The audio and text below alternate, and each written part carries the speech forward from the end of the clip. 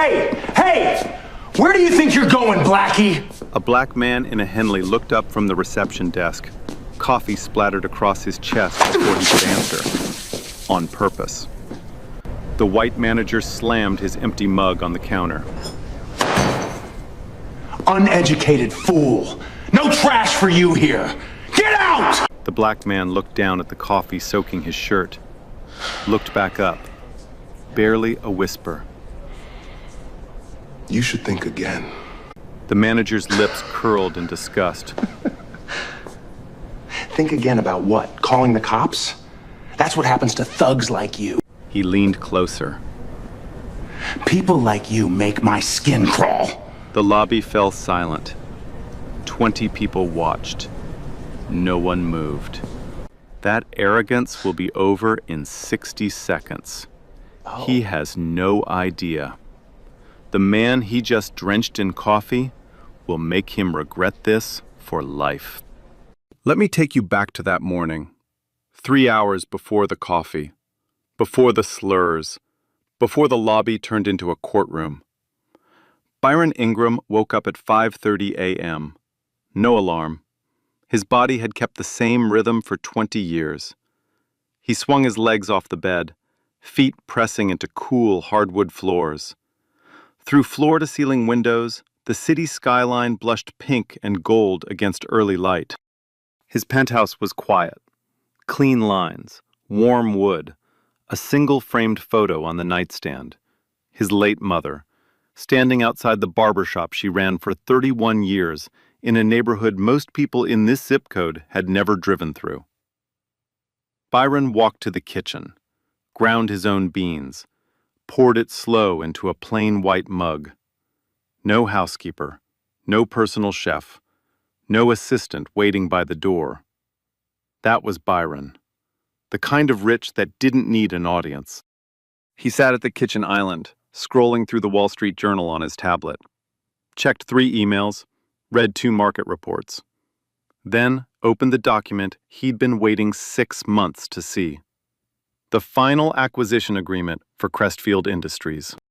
Let me tell you about Crestfield. On paper, impressive. A mid-sized logistics and commercial real estate firm. 1,200 employees across 3 states. A gleaming headquarters tower downtown with a marble lobby and a corporate logo the size of a car. But behind that polished glass, Crestfield was bleeding out. 2 straight years of losses. Outdated operations nobody bothered to fix. Leadership more interested in protecting corner offices than saving the business. The board saw the writing on the wall and quietly started looking for a buyer. They found Byron Ingram. His firm, Apex Venture Capital, managed a portfolio worth north of $800 million. Byron didn't inherit a single cent. Scholarship kid, state school. First job out of college was answering phones at a brokerage firm where nobody looked like him. 20 years later, he owned the firm that rejected his very first application. That morning at 6:45 a.m., Byron signed the final papers from his kitchen island. Wire transfer confirmed. Every share of Crestfield Industries, every floor, every desk, every contract, now belonged to him. He closed the tablet, took a long sip of coffee. Done. But Byron didn't pick up the phone, didn't send a company-wide email, didn't roll up in a motorcade with lawyers and cameras. Instead, he did something unexpected. He decided to walk into the building alone. No suit, no entourage, no name tag. Just a Henley shirt, clean jeans, and a watch only people who knew watches would recognize. He wanted to see Crestfield as it really was, not the version that performs for the new owner, the real one, the Tuesday morning version when nobody important is watching, or at least when they didn't think anyone important was watching. Byron pulled into the parking garage at 8:15 a.m., took the elevator down and stepped into the lobby. It was everything corporate America loves to display. Polished marble floors reflecting overhead lights like still water. A reception desk stretching wide enough to land a small plane. The Crestfield logo on the back wall in brushed silver, each letter the size of a dinner plate. Morning rush in full swing.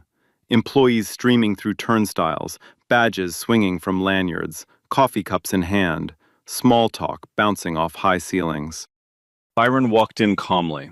No badge, no briefcase, just a slim leather portfolio under his arm.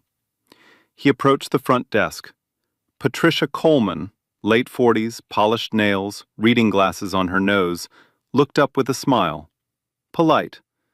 But her eyes did that quick scan. Henley, jeans, black skin. The smile stayed, but it tightened. Good morning. How can I help you? I'm here to see Elliot Graves. He's expecting me. Patricia typed into her system, scrolled, frowned. I'm not seeing anything under. Could you spell your last name? Ingram. Ingram. More scrolling. The appointment was logged under a confidential acquisition code Patricia had no clearance to see. I'm sorry, sir. Let me check with his office. Would you mind waiting? Byron nodded. Of course, take your time. He stepped aside, stood near the tall windows, hands in his pockets, patient, still, watching the lobby move around him like a river past a stone. And that's when the elevator doors opened again. Derek Lawson stepped out like he owned the building. Phone to his ear, voice loud enough for the whole lobby, coffee mug gripped in his free hand. The kind of manager who turned every entrance into an announcement. He ended the call mid-sentence, because he spotted something. A black man, casual clothes, no badge, standing alone in his lobby. Derek's eyes narrowed, his jaw tightened, his chin lifted, and he started walking straight toward him. Derek Lawson didn't introduce himself, didn't ask Patricia what was going on, didn't even slow his stride. He walked straight up to Byron, like a man approaching a stray dog that had wandered into his front yard. Who let you in here? Byron turned, calm, measured. Good morning. I'm waiting to see Mr. Graves. Derek looked him up and down, slow, deliberate. His eyes stopped on the Henley, traveled down to the jeans, the sneakers, then crawled back up to Byron's face. Mr. Graves doesn't meet with people like you. The words landed like a slap across the marble. Two employees near the turnstiles stopped mid-conversation. Patricia's fingers froze above her keyboard. The hum of the lobby dropped by half. Byron didn't blink. He's expecting me. The receptionist is confirming right now. Derek stepped closer. Close enough that Byron could smell the stale coffee on his breath. Close enough that the move stopped being professional and started being physical. Let me make something real clear. I've worked in this building for 9 years. I know every single face that belongs here. And yours? He paused. Let the silence do the work. Yours doesn't. He pointed toward the glass doors. Exit's right there. Use it. Byron stayed exactly where he was. His voice didn't rise, not even a fraction. I'd like to wait until the receptionist confirms my appointment. Derek's neck flushed red. A vein twitched at his temple. He wasn't used to hearing the word no, especially not from someone who looked like Byron. He turned to Patricia. Pat, did you schedule this? Patricia looked up from her screen, clearly uncomfortable. Her eyes bounced between Derek and Byron like a woman watching a car accident in slow motion. He says he has an appointment with Mr. Graves, but I can't find it in the system yet. I was just about to call upstairs. Then he doesn't have one.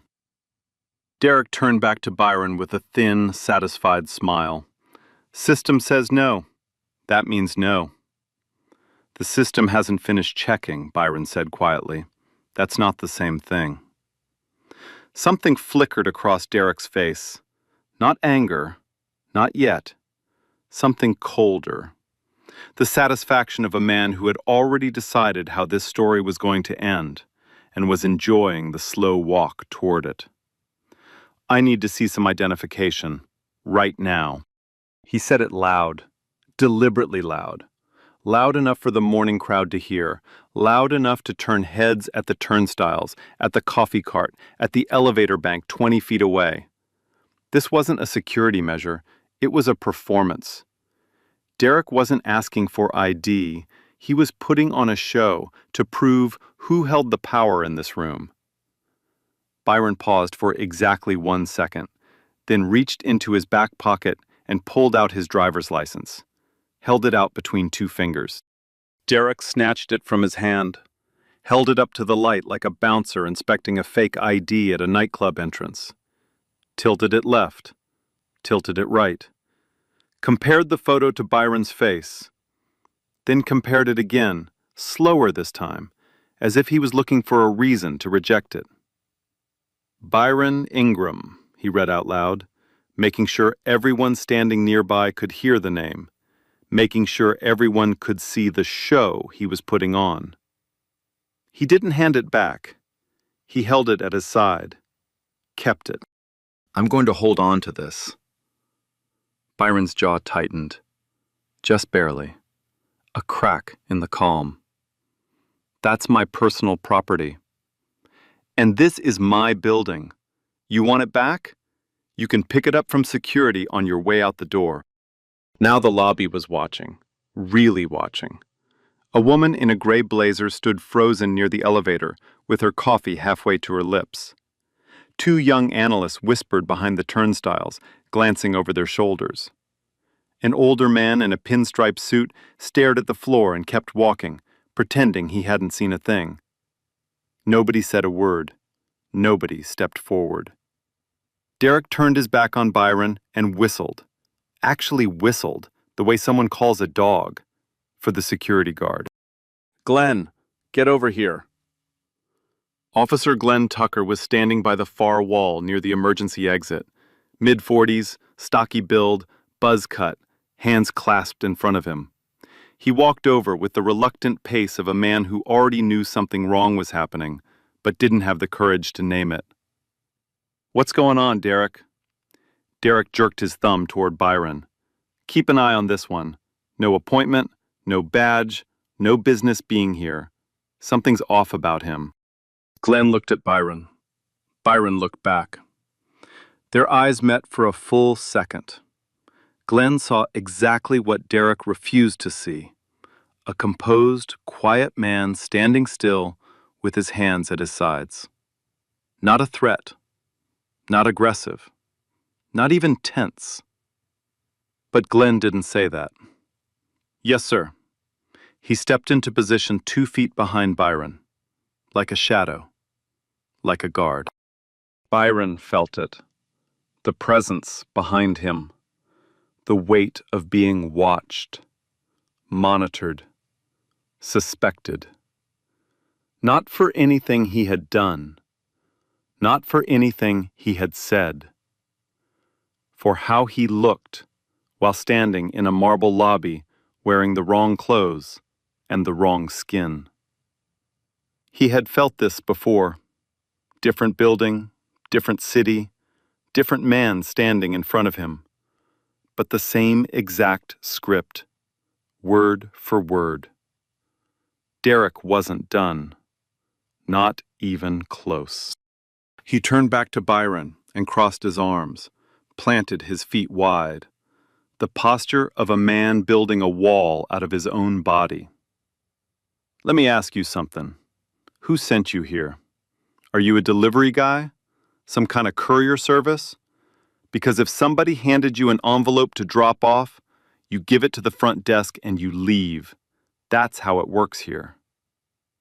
Byron looked at him steadily. I'm not a delivery person. Then what exactly are you? I told you. I have a meeting with Elliot Graves. Derek laughed. Short, sharp, ugly. The kind of laugh designed to make the other person feel small. Elliot Graves is the CEO of a $400 million company. He doesn't sit down with guys who wander in off the street, looking like they're here to unclog a toilet. The words echoed off the marble walls and hung in the air. A young black woman standing near the coffee cart set her cup down slowly on the counter. Her hand was trembling. Not from fear, from the kind of anger she had learned a long time ago to keep sealed behind her teeth. Across the lobby, near the service corridor, a black mailroom worker in his early 30s stood gripping the edge of his delivery cart. His jaw was clenched so tight the muscles in his neck stood out like ropes. He had seen Derek pull this routine before. Different target, same exact playbook. Patricia remained behind her desk, with one hand resting on the telephone.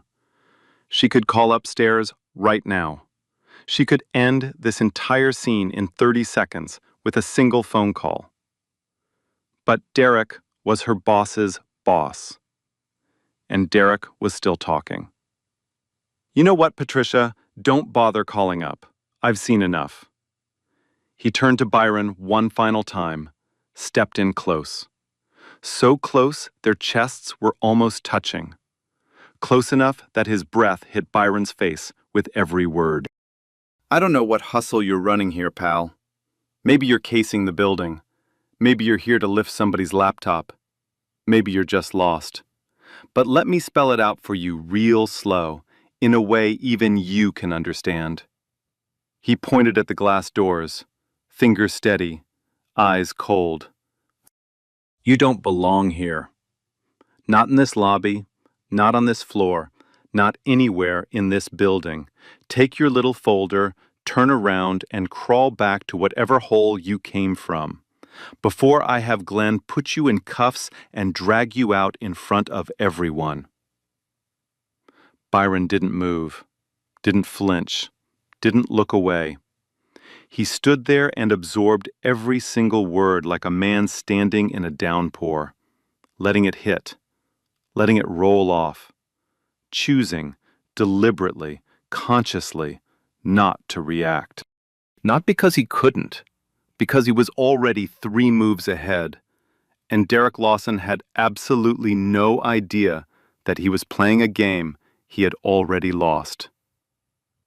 The clock on the wall behind Patricia read 8:24 a.m. Byron had been inside the building for exactly 9 minutes. And the worst part of this morning hadn't even started yet. Derek should have walked away. Any reasonable person would have. The man had shown his ID. He'd stated his business. He was standing quietly in a public lobby, bothering absolutely no one. But Derek Lawson wasn't a reasonable person. He was territorial.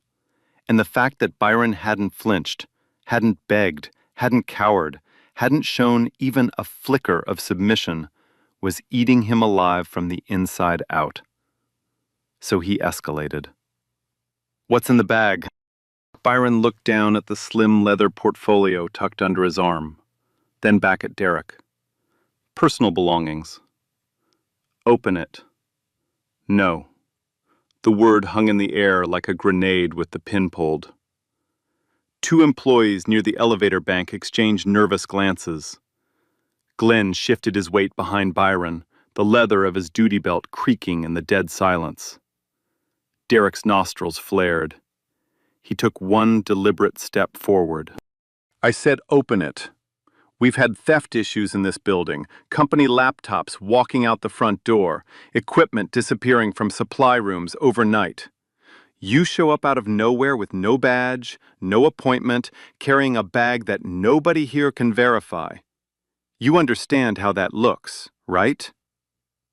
Byron's voice stayed level, quiet as a still lake on a windless morning.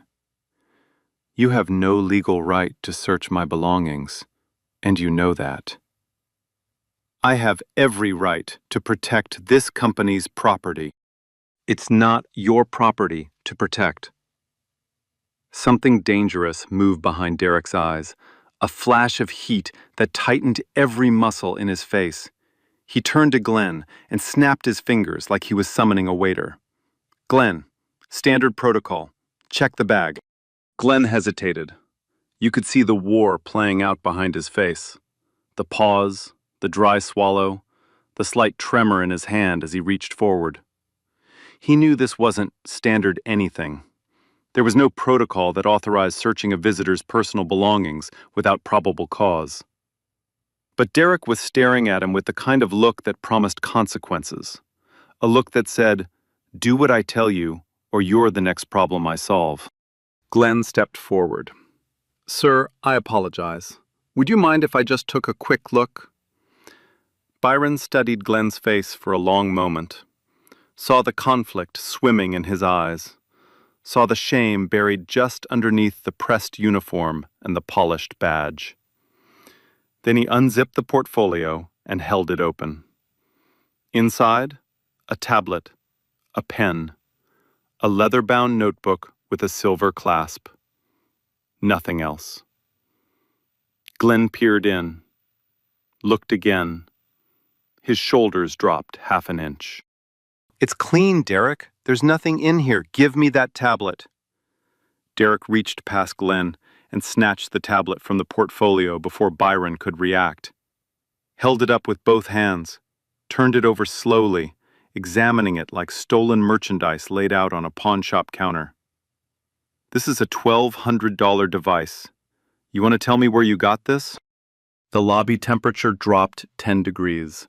The accusation wasn't subtle anymore. Derek wasn't hinting. He wasn't implying. He was saying it, out loud, in front of every person standing within earshot. "You stole this." Byron's eyes didn't waver. "It's mine. I purchased it. Put it back." "How do I know that? How does anyone in this lobby know you didn't slip into one of our offices upstairs and help yourself to whatever wasn't nailed down?" "Because I haven't been upstairs.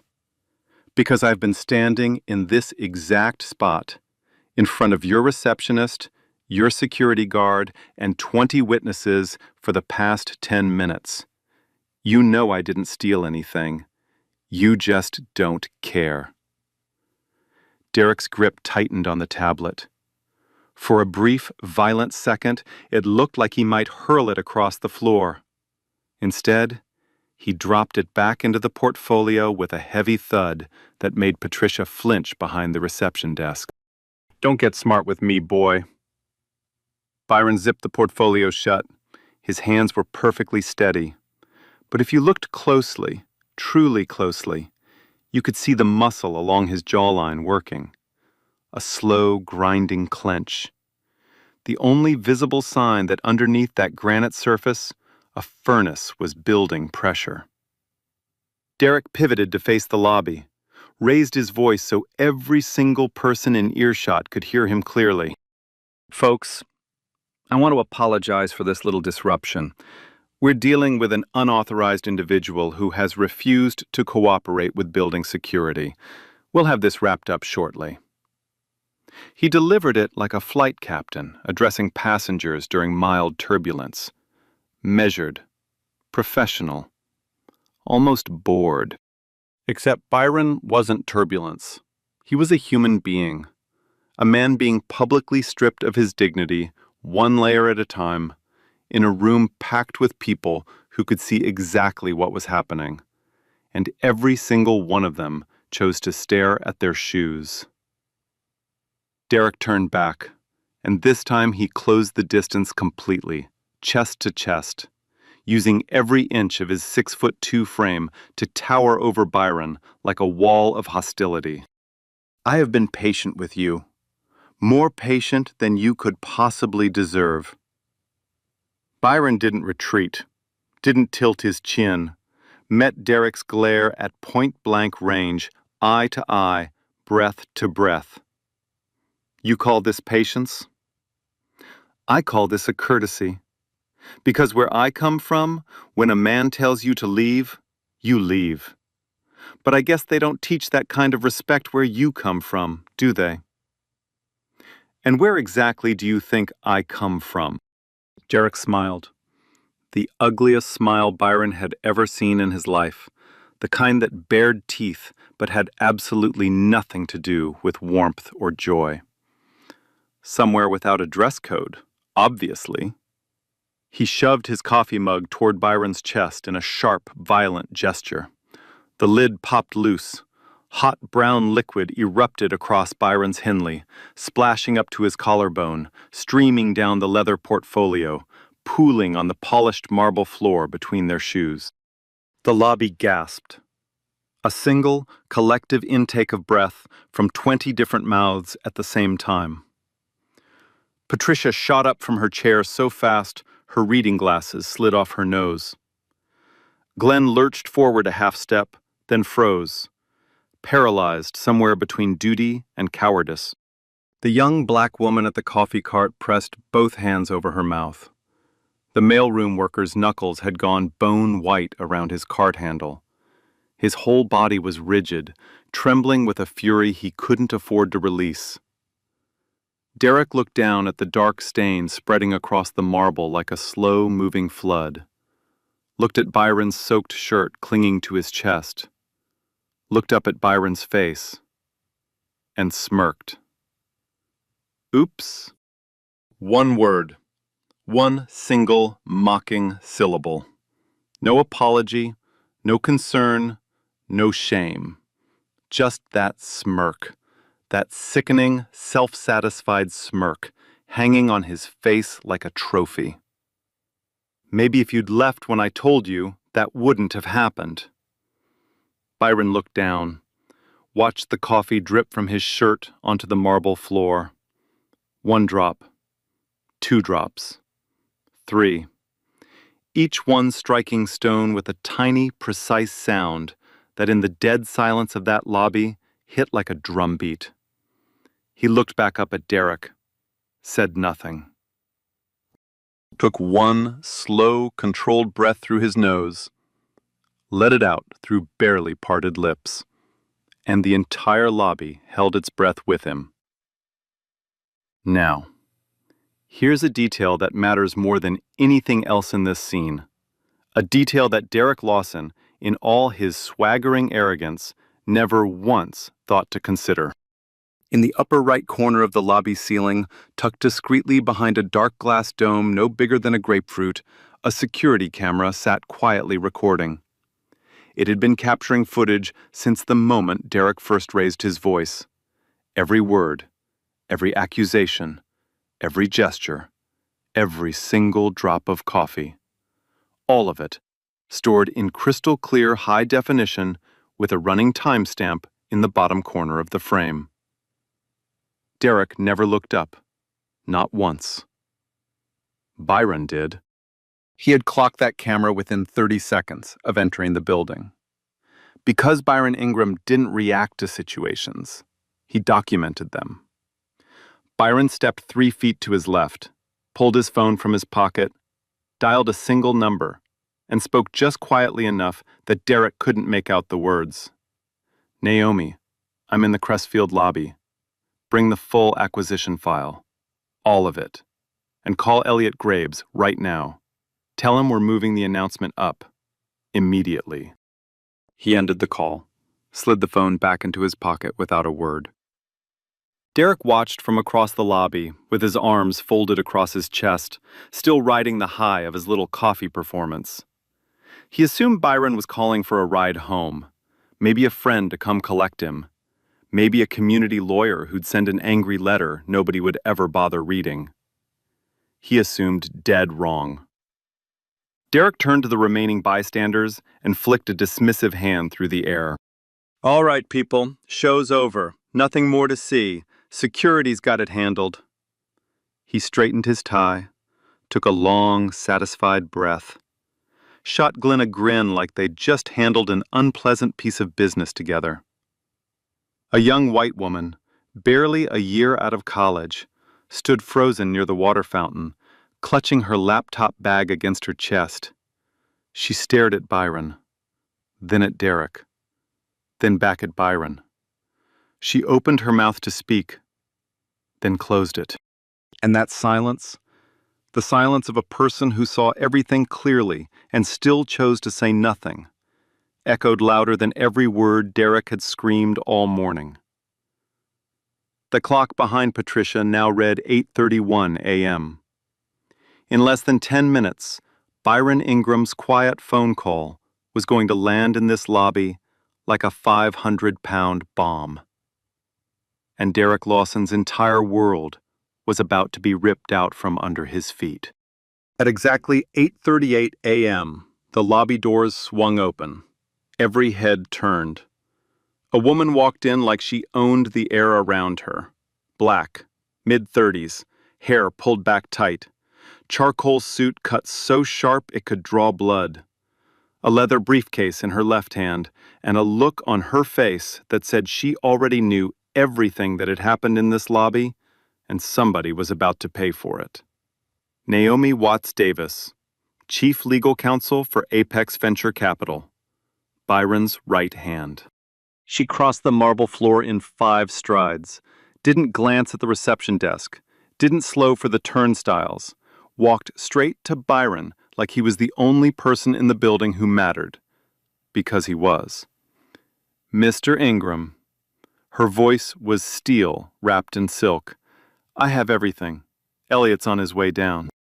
She opened the briefcase right there in the middle of the lobby, pulled out a bound document, thick, heavy, official. The Crestfield Industries logo printed on the cover in embossed gold letters. Beneath it, in bold black type, Acquisition Agreement, Final Execution Copy. She placed it in Byron's hands. Derek had been watching from 10 feet away. His smirk was gone now, replaced by something twitchy, uncertain. He stepped forward with his chest puffed out, trying to recapture the authority that was already slipping through his fingers like sand. Excuse me, ma'am, you need to check in at the front desk before you... Naomi didn't look at him, didn't turn her head, didn't even slow her breathing. I'm Mr. Ingram's attorney. Step aside. I don't care who you claim to. I said step aside. Now. The words hit Derek like a closed fist. He opened his mouth. Nothing came out. For the first time all morning, Derek Lawson had no comeback. No insult, no clever line. Just a jaw hanging open and a growing knot of dread tightening behind his ribs. Then the elevator chimed. The sound cut through the lobby like a church bell. Every single person within earshot turned toward those polished steel doors. They slid open, and out stepped Elliot Graves.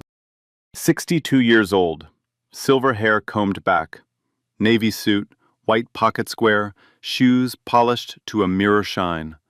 The outgoing CEO of Crestfield Industries, the man whose name was etched into the plaque on the boardroom wall.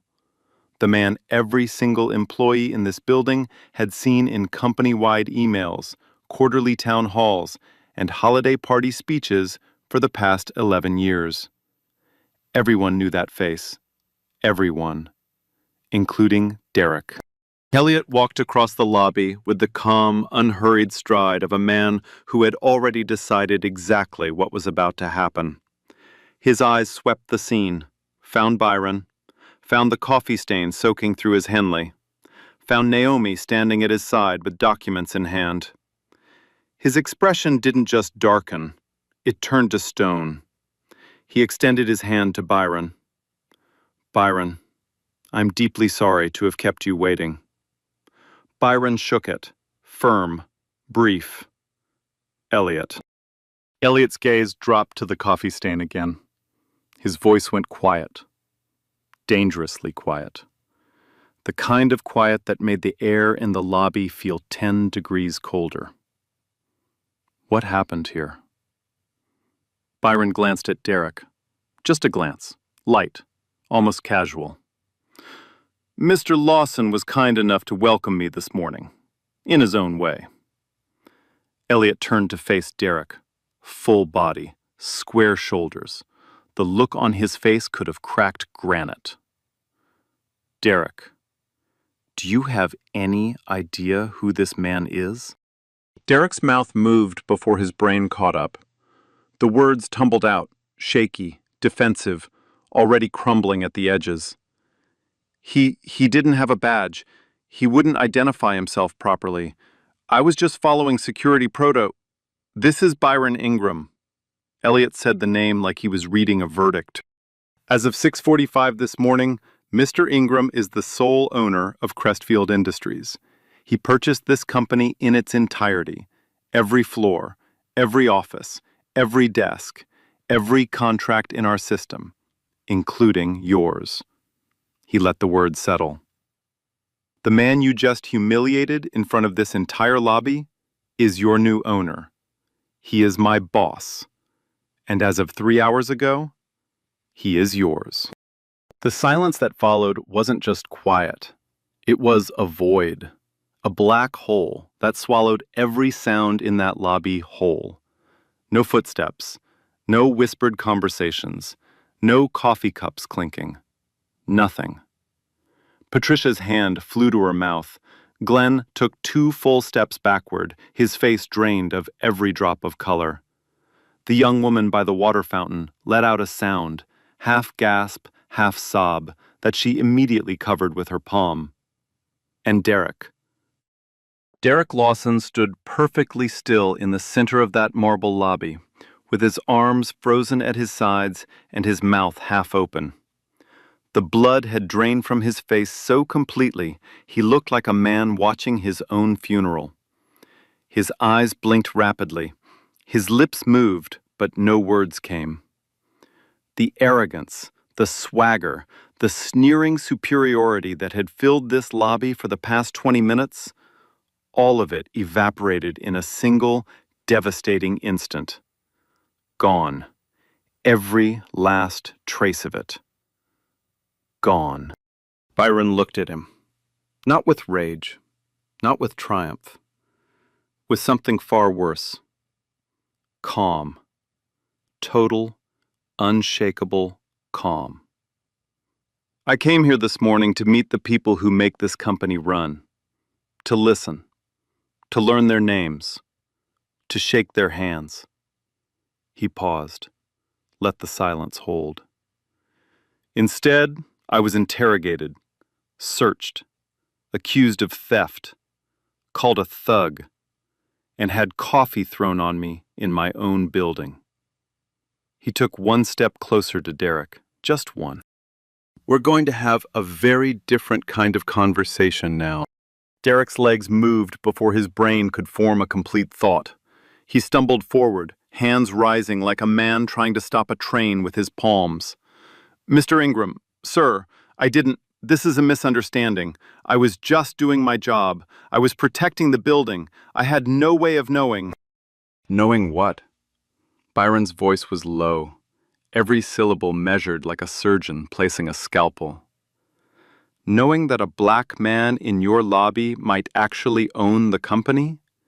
That never crossed your mind? Not once?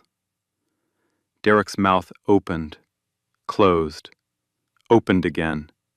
He looked like a fish pulled from water, gasping at air that couldn't save him. The coffee, that was an accident, I swear. My hand slipped. Your hand slipped. Byron repeated the words slowly, letting them hang where everyone could examine them. After you demanded my ID. After you had security search my bag. After you accused me of stealing my own tablet. After you told me to crawl back to whatever hole I came from. He tilted his head. That's a lot of accidents for one morning, Derek. Derek's face crumpled. The mask was gone. The authority was gone. The man who had strutted through this lobby like a king 20 minutes ago now stood with his shoulders caved inward and his eyes darting around the room searching for a single friendly face. He didn't find one. Byron turned to Naomi. His voice shifted to surgical precision. Security footage from every camera in this lobby, preserved immediately. Every angle, every frame, from 8 a.m. forward. Copies to our legal team within the hour. Nothing deleted, nothing overwritten. Naomi was already typing on her phone. Done. Preservation order filed before lunch. Byron turned to Elliot. Derek Lawson suspended from all duties effective immediately. Full internal investigation. HR, legal, compliance. Every complaint ever filed against him, pulled and reviewed. Elliot nodded without hesitation. Done. He turned to Derek with the expression of a man closing a door he never intended to open again. You're relieved of your position, effective now. Badge. Then leave. Derek's hand shook as it moved to the lanyard around his neck. His fingers fumbled with the clip, took 3 tries to unhook it. The badge. The same badge he had demanded Byron show. The same badge he had weaponized as proof of who belonged. Slid off and clattered onto the marble desk. The sound echoed like a gavel. Glenn, Elliot's voice was firm. Escort Mr. Lawson out. Glenn Tucker stepped forward. The same guard Derek had whistled for like a dog. The same man Derek had ordered to stand behind Byron like a prison warden.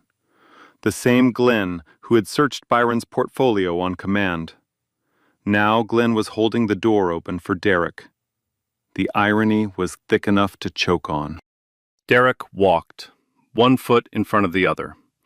Past Patricia, sitting motionless, with tears forming at the corners of her eyes.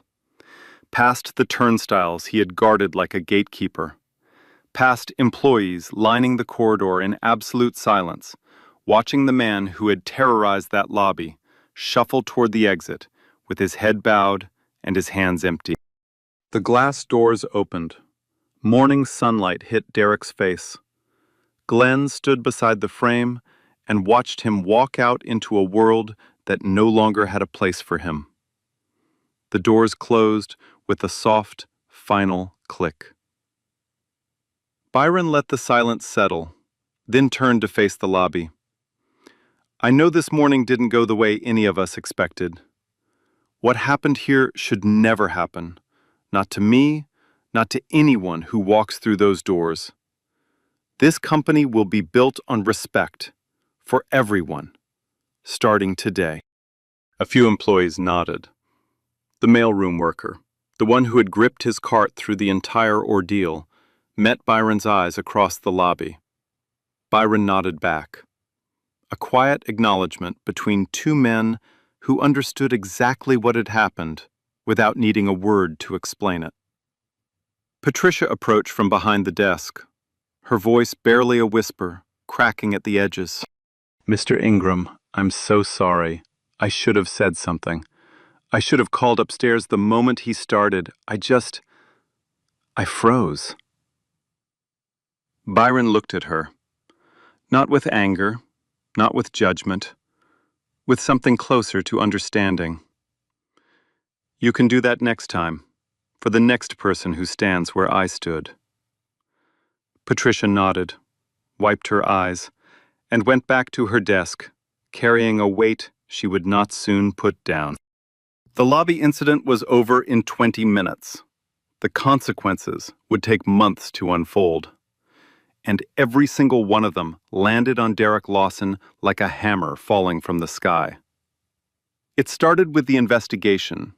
Within 48 hours of Derek's suspension, Byron's team began a full-scale audit of Crestfield's internal HR records. What they found made the coffee incident look like a warm-up. Derek Lawson had 3 prior complaints on file. 3. All from employees of color. All buried. The first was from 2 years earlier. A black delivery driver had arrived at the loading dock with a scheduled shipment. Derek intercepted him at the service entrance, refused to check the manifest, and called the police. Told the dispatcher there was a suspicious individual attempting to break into the building. The driver sat in handcuffs on the curb for 45 minutes before his dispatcher called Crestfield's logistics department and confirmed the delivery. No apology from Derek. No incident report. The driver filed a complaint with HR. It was marked resolved, no further action, within 72 hours. The second was from 18 months ago. A Latina account executive named Renee Castillo had applied for a senior promotion she was more than qualified for. Derek sat on the selection committee. In an internal email, one he never expected anyone outside that committee to read, he wrote 6 words that ended the discussion. Not the right cultural fit here. Renee didn't get the promotion. A white colleague with 2 fewer years of experience did. Renee filed a formal discrimination complaint. It disappeared into a filing cabinet and never resurfaced. The third was the most recent, 8 months before Byron walked into that lobby. A young black IT contractor was working late on the 4th floor when Derek found him in the hallway. No conversation, no questions. Derek called security and had him removed from the building. The contractor had a valid access pass the entire time. He filed a complaint the next morning. The response from HR was a single paragraph informing him that management had acted within its discretion. 3 complaints, 3 people of color. 3 times the system looked the other way. Byron sat in his new office reading those files with Naomi standing across the desk. He closed the last folder and set it down slowly. This wasn't a one-time incident. This was a pattern, and this company protected it. Naomi nodded. Every single time. Then the footage leaked. Nobody knew exactly who did it. The internal investigation would later narrow it down to a mid-level IT employee who had access to the security server. But by the time they identified the source, it was already too late. The clip was everywhere. 43 seconds of high-definition lobby footage. Derek Lawson snatching Byron's ID. Derek jabbing his coffee mug into Byron's chest. The splash. The smirk. And, captured with perfect clarity on the overhead microphone, that phrase. People like you make my skin crawl. The video hit social media on a Wednesday afternoon. By Thursday morning, it had 6 million views. By Friday, it was on every major news network in the country. Local reporter Renee Foster broke the story first, with a headline that burned across every screen in America. New owner humiliated by his own manager on day 1. The interviews came fast. Civil rights attorneys dissecting the footage frame by frame on cable news panels. Workplace discrimination experts explaining how incidents like this happen every day in corporate lobbies across the country, except most of them never get caught on camera. Former Crestfield employees came forward, one by one, then in groups. People who had worked under Derek for years and never had the power or the platform to say what they'd experienced. Now they did, and they talked. Derek hired a lawyer, released a public statement through his attorney calling the incident an unfortunate misunderstanding blown out of proportion by social media. He claimed the coffee was an accident. He claimed he was following standard security procedures. He claimed he had no idea who Byron was. The footage said otherwise, and the internet wasn't interested in his excuses. The legal consequences came down like a collapsing building. Byron's legal team, led by Naomi, filed a formal criminal complaint. The coffee throw, captured clearly on camera, unmistakably deliberate, was charged as simple assault. Derek was arrested on a Tuesday morning at his home, cameras waiting on the sidewalk because someone at the courthouse had tipped off the press. Simultaneously, Naomi filed a civil lawsuit on behalf of the 3 previous victims whose complaints had been buried. The suit named Derek individually and Crestfield's former HR leadership for institutional negligence. The court proceedings lasted 11 weeks. Derek's attorney tried every angle, claimed the complaints were exaggerated, claimed the footage lacked context, claimed Derek had an exemplary record prior to the incident. The judge wasn't impressed. Derek was found liable on all civil counts, ordered to pay restitution to each of the 3 prior victims. His criminal case resulted in a suspended sentence, 200 hours of mandatory community service, and court-ordered anti-bias training that would last 18 months. Crestfield terminated him with cause.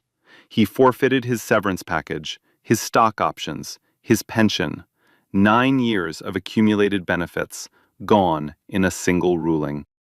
His name became unsearchable in professional circles without the footage appearing in the first 3 results. No company in the logistics industry would touch him.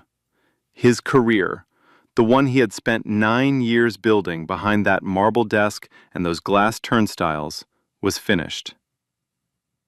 But Byron didn't stop at Derek. Punishment without reform is just revenge. Byron wanted something bigger. He dismantled Crestfield's entire HR infrastructure and rebuilt it from the ground up. Mandatory anti-discrimination training for every employee, every quarter, no exceptions. An independent ombudsman office with direct reporting access to the CEO, not buried inside the department it was supposed to oversee. An anonymous whistleblower system that guaranteed protection from retaliation. He promoted Renee Castillo, the Latina executive Derek had blocked, to Senior Vice President of Client Operations, the role she should have had 18 months ago. He hired a new Chief Human Resources Officer from outside the company, a woman with 15 years of experience in civil rights law and corporate equity reform. Her first act was reopening every buried complaint in Crestfield's history. And the ripple effect spread beyond Crestfield's walls. 3 competing firms in the logistics industry quietly launched internal reviews of their own lobby security and visitor protocols after the footage went viral. 2 of them hired outside consultants to audit their HR complaint processes. Byron was invited to deliver the keynote address at the National Business Leadership Conference that fall. The topic? Corporate accountability, implicit bias, and the cost of looking the other way. He accepted, not because he wanted attention, because he understood something most people in power never learn, that fixing one man's behavior changes nothing if the machine that enabled him keeps running. Byron didn't just punish Derek Lawson. He dismantled the system that protected him. 6 months later, the lobby looked different. Not just renovated, transformed. The cold marble was still there, but the walls had changed. Local artwork hung in clean frames along both sides. Paintings, photographs, mixed media, sourced from artists across the city, many of them artists of color. Warm lighting replaced the old fluorescents. A living plant wall stretched behind the reception desk, green and breathing, softening every hard edge in the room. It didn't feel like a fortress anymore. It felt like a front door. Byron walked through that lobby on a Tuesday morning. Same time, same entrance, different world. Employees greeted him by name as he passed, not because they had to, because they wanted to. A young analyst waved from the coffee cart. Patricia looked up from the reception desk and smiled, a real one this time, no tightness at the corners. And near the service corridor, standing beside a new desk with a nameplate that read Operations Coordinator, was the mailroom worker, the same man who had gripped his cart and clenched his jaw on that terrible morning 6 months ago. His name was Terrence Moore. Byron had noticed him that day, remembered the look in his eyes, recommended him for the promotion personally. Byron stopped. They shook hands. "How's the new role treating you?" Terrence smiled. "Like I finally belong somewhere, sir." Byron nodded. "You always did." He took the elevator to the top floor, corner office, floor-to-ceiling windows overlooking the skyline he used to watch from his penthouse kitchen. His desk was clean, organized. A framed photo of his mother in the same spot it always occupied, next to his coffee mug. But there was one other item in his office that most visitors never noticed.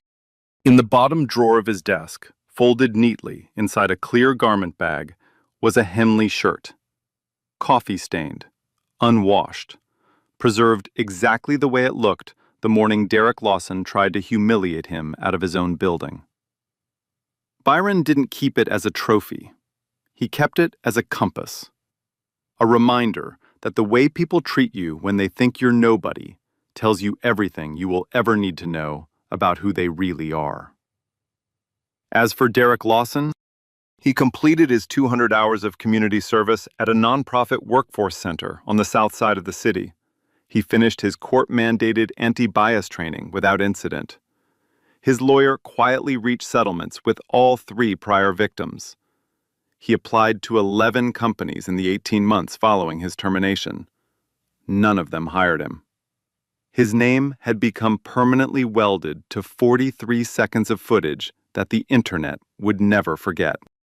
Last anyone heard, Derek had taken a mid-level logistics coordinator position at a regional shipping company 2 states away.